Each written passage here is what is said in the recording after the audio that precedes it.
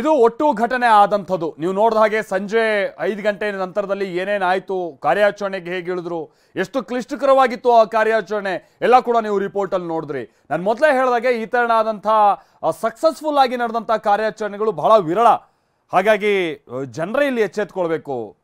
ಈಗ ಸಾತ್ವಿಕ್ಗೆ ತಾಲೂಕು ಆಸ್ಪತ್ರೆಯನ್ನ ತಲುಪಿದೆ. ಸಾತ್ವಿಕ್ ಈಗ ತೆಗೆದುಕೊಂಡು ಹೋಗಿದ್ದಂಥ ಆಂಬ್ಯುಲೆನ್ಸ್ ಅಲ್ಲಿ ಸಾತ್ವಿಕ್ಗೆ ಚಿಕಿತ್ಸೆ ಕೊಡಿಸುವಂತ ಕಾರ್ಯ ನಡೆಯುತ್ತೆ.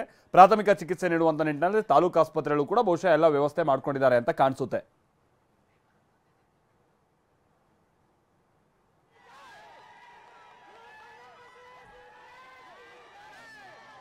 ಮಗು ಹೊರಗೆ ಬರುವಂತ ಸಂದರ್ಭದಲ್ಲಿ ಬಹಳ ಆಕ್ಟಿವ್ ಆಗಿತ್ತು.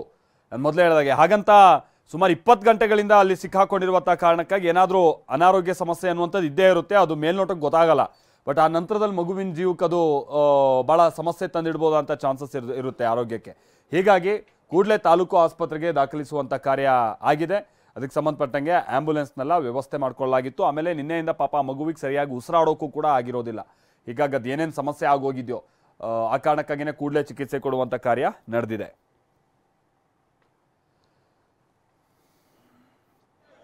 ಮತ್ತೆ ಜಸ್ಟ್ ಇಮ್ಯಾಜಿನ್, ಆ ಮಗುವಿನ ತಾಯಿ, ಮಗು ಫಸ್ಟ್ ಎಲ್ಲೋಗಿದೆ ಅನ್ನೋದು ಗೊತ್ತಿಲ್ಲ, ಹುಡುಕ್ತಾ ಕೊಳವೆ ಬಾವಿ ಬಳಿ ಹೋಗಿದ್ದಾರೆ. ಅಲ್ಲೋಗಿ ಟಾರ್ಚ್ ಬಿಟ್ಟಿದ್ದಾರೆ. ಆವಾಗ ಮಗು ಕಂಡಿದೆ. ಒಂದು ಮೊದಲ ಹಂತ. ಎರಡನೇ ಹಂತದಲ್ಲಿ ಊರಿನವರಿಗೆಲ್ಲ ಹೋಗಿ ಹೇಳಿಯಾರೆ. ಕಾರ್ಯಾಚರಣೆಗೆ ಸಂಬಂಧಪಟ್ಟಂಗೆ ಸಿಬ್ಬಂದಿಯನ್ನೆಲ್ಲ ಆ ಭಾಗಕ್ಕೆ ಕರೆಸ್ಕೊಳ್ಳುವಂಥದ್ದು ಎಷ್ಟು ಕಷ್ಟ. ಓಕೆ, ಅದು ಆಗಿದೆ. ಮೂರನೇದಾಗಿ ಮಗು ಬದುಕಿದೆಯೋ ಇಲ್ವೋ ಅದು ಎಲ್ಲಿಗೆ ಯಾರಿಗೆ ಗೊತ್ತು. ಹಾಗಾಗಿ ನಿರಂತರವಾಗಿ ಮಗುವಿನ ಮಾತಾಡಿಸೋ ಪ್ರಯತ್ನ ಆಗಿದೆ. ಆ ನಂತರದಲ್ಲಿ ಮಗು ಸ್ವಲ್ಪ ಹತ್ತಿದೆ. ಅವಾಗ ಗೊತ್ತಾಗಿದೆ ಆ ಮಗು, ಯಾವುದೇ ಮಗು ಅಳ್ಳೋದಾದರೆ ತಾಯಿಗೆ ಒಂದು ರೀತಿ ಕಳ್ಳು ಹಿಂಡ್ದಂಗೆ. ಬಟ್ ಇಲ್ಲಿ ಆ ಮಗು ಅಳ್ತಾ ಇದ್ದಂಗೆ ತಾಯಿಗೆ ಸಮಾಧಾನ ಆಯಿತು. ಯಾಕಂತಂದರೆ ಮಗು ಬದುಕಿದೆ ಸಾಕಪ್ಪ ಅಂಥೇಳಿ. 3ನೇ ಹಂತ ಆಯಿತು. 4ನೇ ಹಂತ ಮಗುವಿಗೆ ಆಕ್ಸಿಜನ್ ಪೂರೈಕೆ ಮಾಡೋದು. 5ನೇ ಹಂತದಲ್ಲಿ ಸಮಾನಾಂತರವಾಗಿ ಮತ್ತೊಂದು ಸುರಂಗವನ್ನು ಕೊರೆಯೋದು. ಎಲ್ಲ ಎಷ್ಟು ಕೆಲಸಗಳಾಗಿ ಹೋಗಿದೆ. ಕೊನೆಗೆ ಆ ಮಗು ಬದುಕುಳಿದಿರುವಂಥದ್ದು ನಿಜಕ್ಕೂ ಕೂಡ ಪವಾಡ ಸದೃಶ ಆಯಿತು. ಮಗುವಿನ ಸದ್ಯ ಈಗ ತಾಲೂಕು ಆಸ್ಪತ್ರೆಗೆ ದಾಖಲಿಸಲಾಗಿದೆ. ಆ ಮಗುವನ್ನ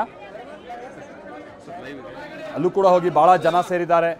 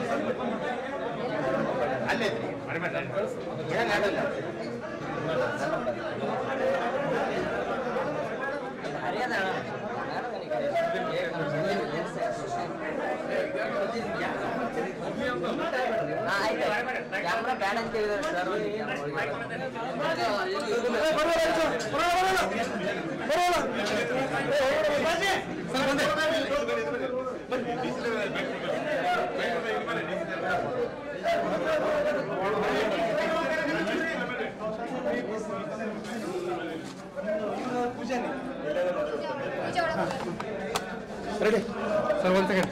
ಚೆನ್ನಾಗಿ ಖುಷಿ ಖುಷಿಯಿಂದ ಮಾತಾಡ್ಬೇಕಾ? ಜಾಸ್ತಿ ಮಾತಾಡ್ಬೇಕು. ಇದೊಂದು